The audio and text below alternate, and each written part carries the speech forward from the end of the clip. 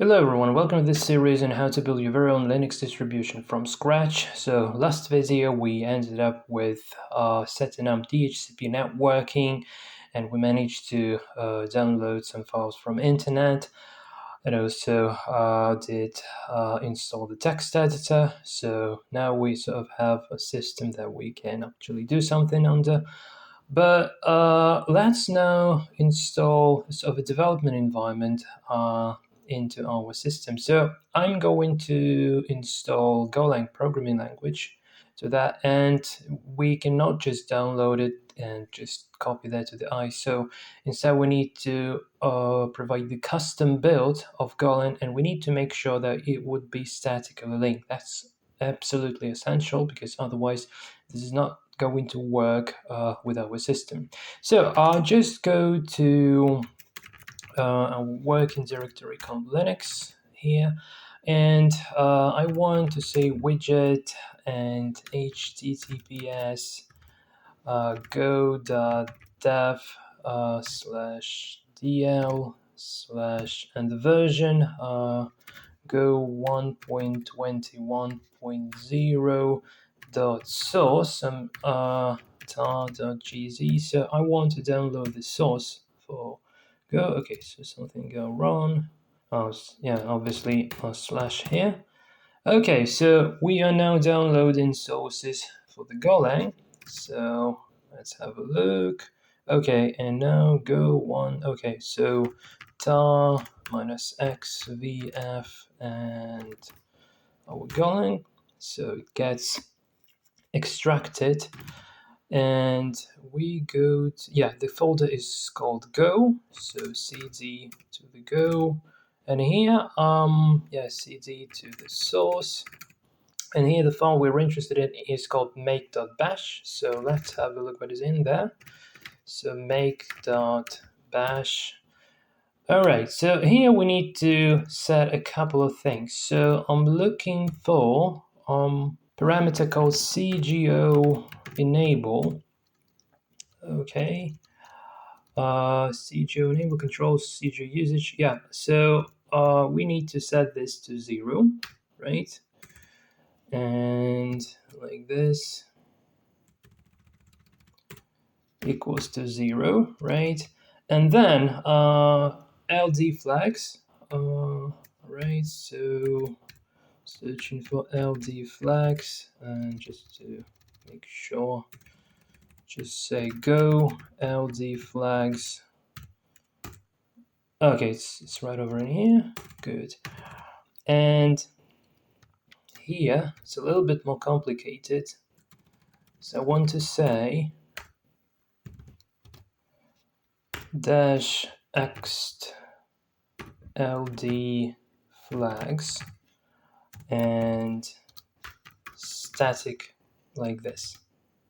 Okay, so now we can save the changes, escape, and just run make.bash. And this will compile Go programming language, and we will have the static binaries in results. So make bash here, and I would now just pause the video recording for, it's going to take time. It's not really interesting watching what's happening, because it's pretty much nothing goes on the screen during the compilation. Okay, great. So it has just compiled, and I'm looking for the binary executable here. So I probably should cd upwards. Yeah, cd to the bin folder. And yeah, here are our binary executables. So I just say LDD go, and note a dynamic executable, which is absolutely what we need.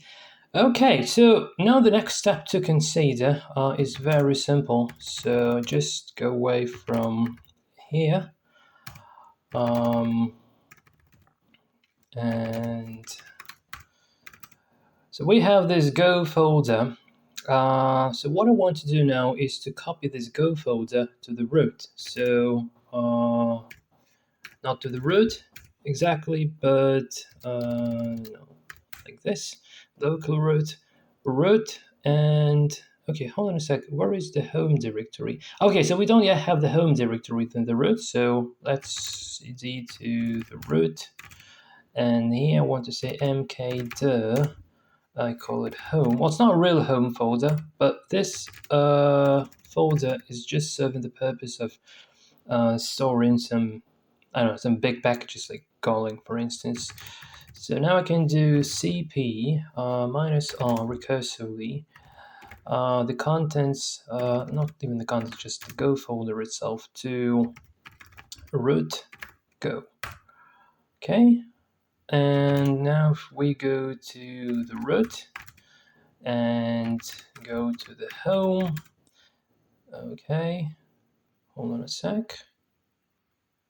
No, cd.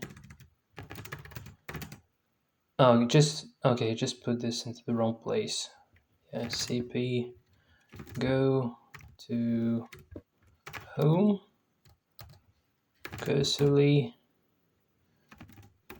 home, yes. Here, delete, go.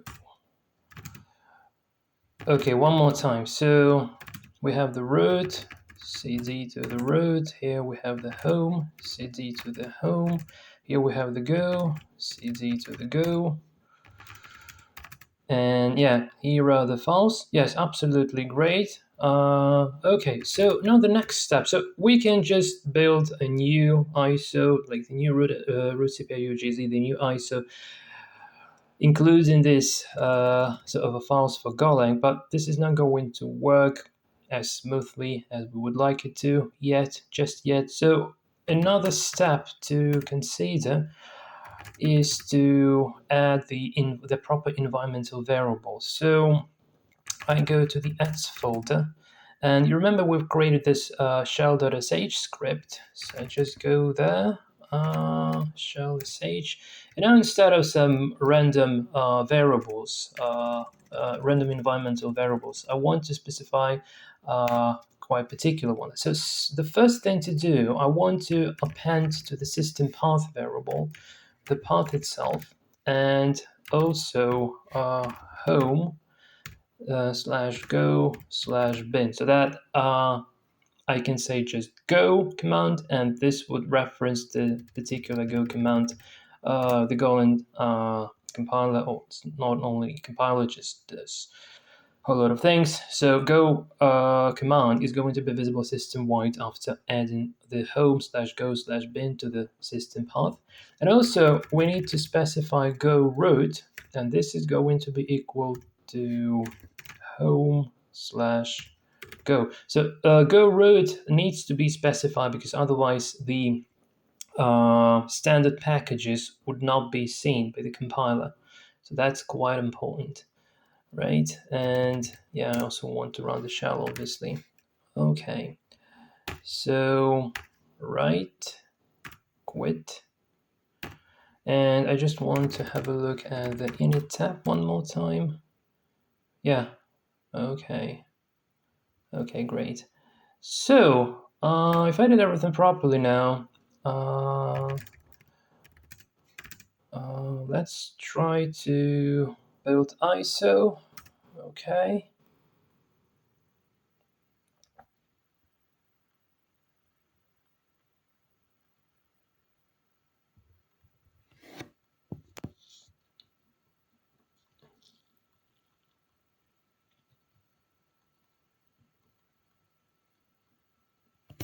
Okay. Well, hold my breath and try to run this.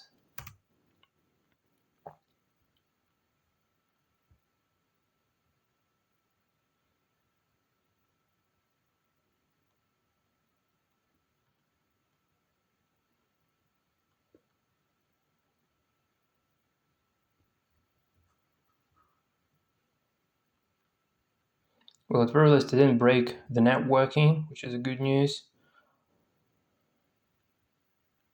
Okay, let's try Go.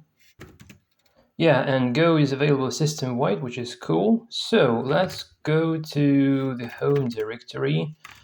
Let's say mkdir test.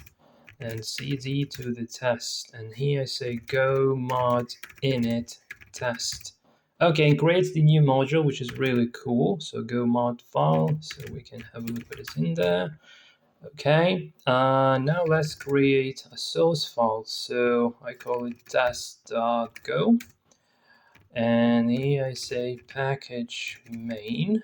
I want to import the standard library, standard package fmt, fmt,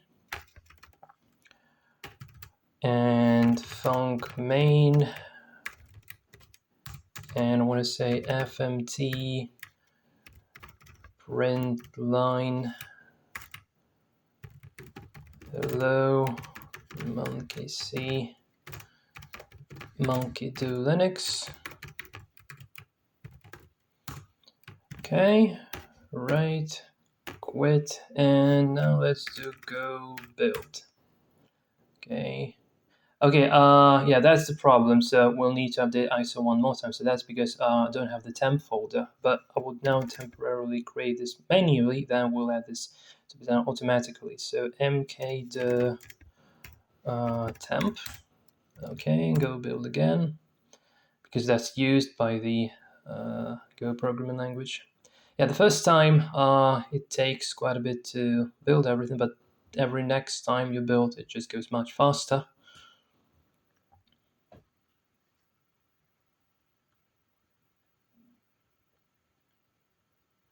Okay, and yeah, now we have this test.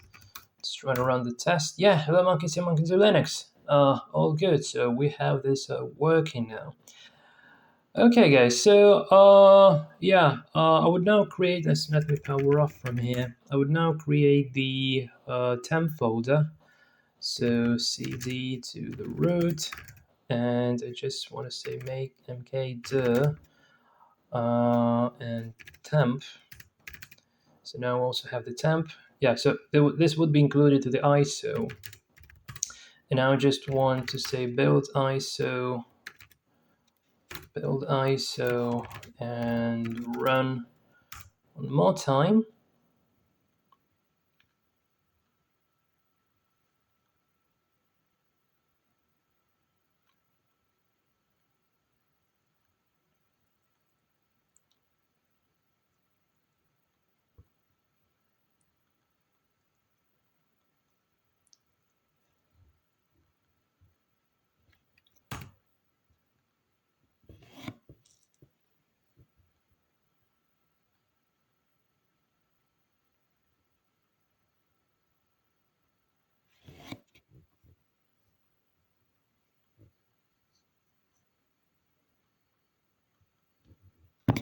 And now build should actually go smoothly. And once it is, I will then show how to deal with modules. So let's see to the home, mk the test again, cd to the test, go module init test, and test.go.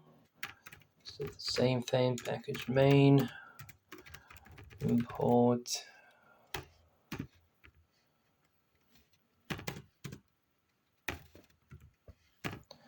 fmt, func main, fmt print line hello world, and right quit, go build. Yeah, now since we already have the temp folder being created, it just goes building things for us. Okay, so once it's done, yeah, the second time will be much faster. Again, the first time because I've just remastered the entire ISO. Okay, so we just can go for a test, but if I try to say go build again, now it goes instantly, and just still test is working. So even if I do some changes to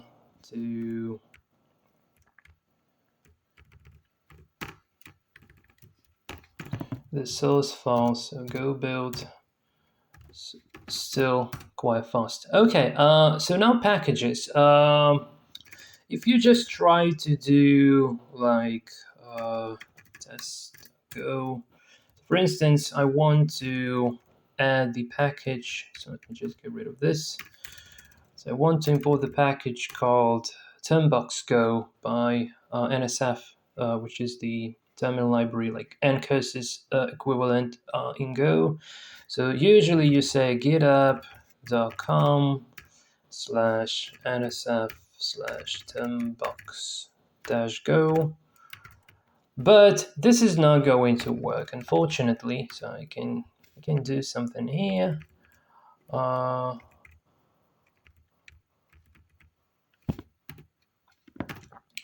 So, for instance, I can say termbox.init and then like termbox.set char at say 10 and the char a, termbox.flush and termbox.pull event to listen to the key press, and finally termbox.close to restore the terminal. But yeah, unfortunately, this is not going to work because you don't have this module. And if you try to do what they suggest, like saying go get github.com nsf and termbox.go, this is not going to work either, because like that issue with resolving DNS that has been introduced in the previous videos, it's still a problem here. However, don't get upset because of this, because there is still a workaround for this. So I just go upwards, and here let me just make a directory. I don't even need to make a directory, just say get, which is my custom utility widget, like utility with the custom DNS resolver. So I can say HTTPS. So what am I doing here? I'm just manually downloading source code for a package I want. So github.com and then NSF termbox-go and then archive refs heads, and I guess this should be called main.zip. Yeah, let me try master zip instead of main zip.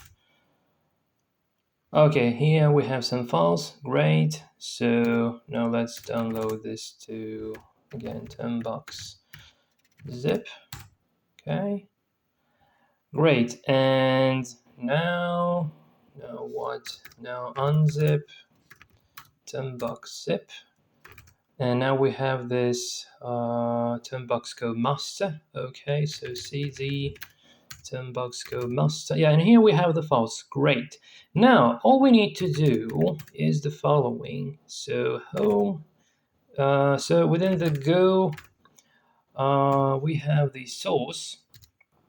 And here we have the, well, it's also, the source is like how to build stuff, but it also has the packages for like the standard packages here.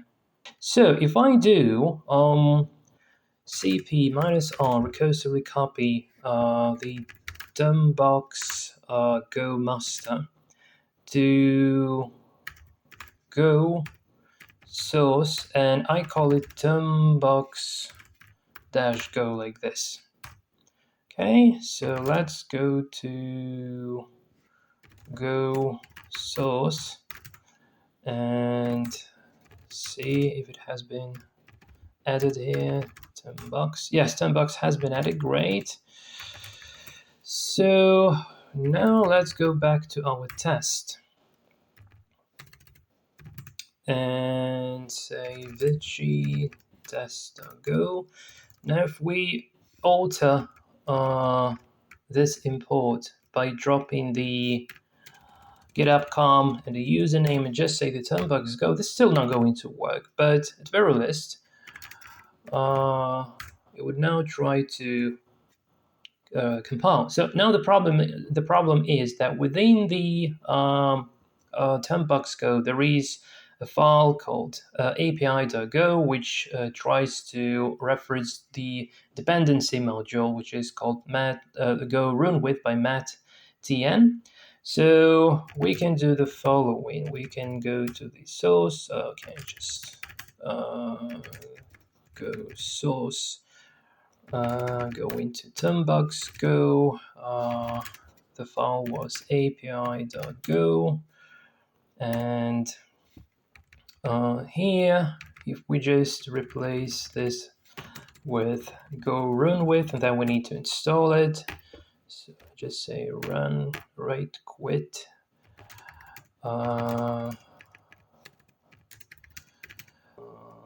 Must zip and call this go-runewidth and zip. Okay, now unzip go-runewidth. Now we have go-runewidth master. So let's see what is there. Oh, come on. Go-runewidth master. Okay, so now I want to cp go-runewidth master so we are in the home to go source and call it go-runewidth. Oh, minus R. Oh, yeah. Should make this recursively. Of course. Now,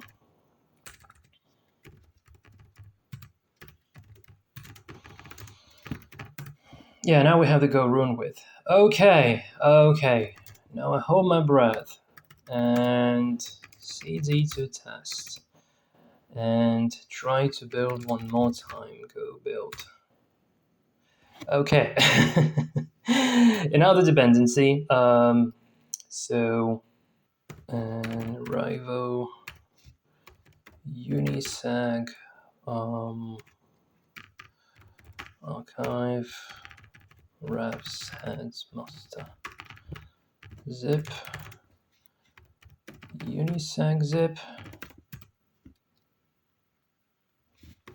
unzip uniseg zip.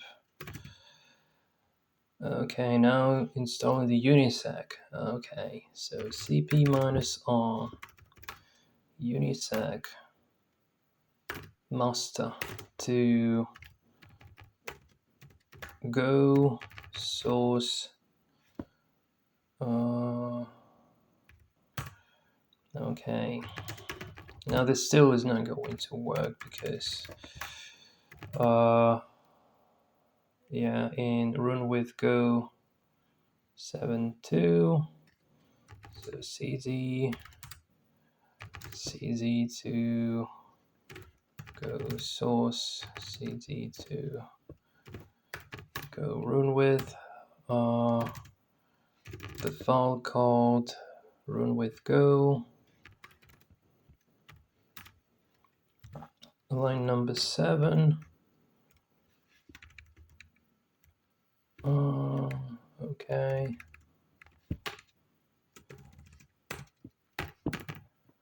Okay. This is not the very last dependency still, but anyway. CZ test. Go build. Oh, come on, don't tell me this is going to work now. Oh my god, can you believe this? Can you believe this? Okay, test. And we have the hey being printed to the screen. Oh, fantastic. Yeah, guys, so this is a really tough sort of thing. Really.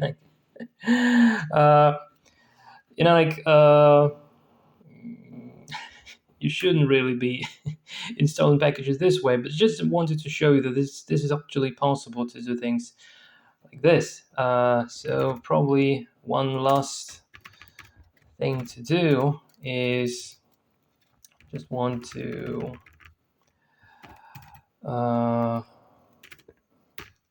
create another function called, say, print at, and it takes like x, y, and as xy integer type and as the string type.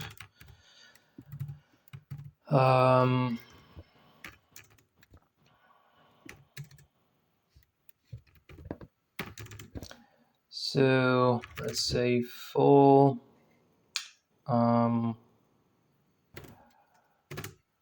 character equals to the range of s, I want to do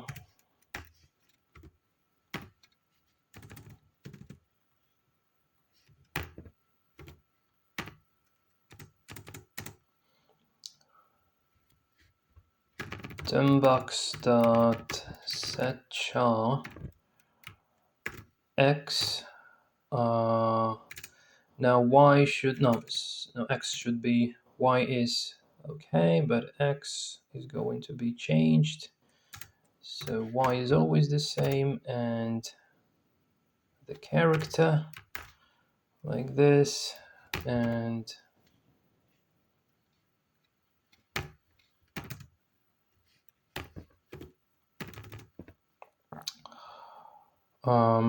it's going to call equals to x, and here call plus plus, and want to print a call, right? So now here, yeah, we want init. We don't want, yeah, we can still have the poll event, but here, just want to call print at, let's say 10 string hello world, and I hold my breath and say go build undefined call, yes, VICI.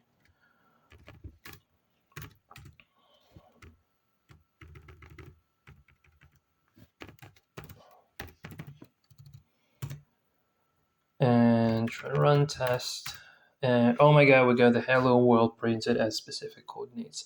So guys, this was really like the hard way to install Go modules, but I just wanted to show that this is still kind of possible, although very weird and not recommended to go this way, because again, like if you have like many like dependencies, many nested dependencies, in that case, you will be not able to change the source code every time a submodule is called. It's like it's too much. Well, that's definitely what the go-get does automatically. So it's probably easier to write your very own go-get rather than doing this by hand all of the time. But really, yeah. So let's just do a little bit of a summary to the entire project, because we've reached sort of a milestone where, like, I actually did show all I wanted to show.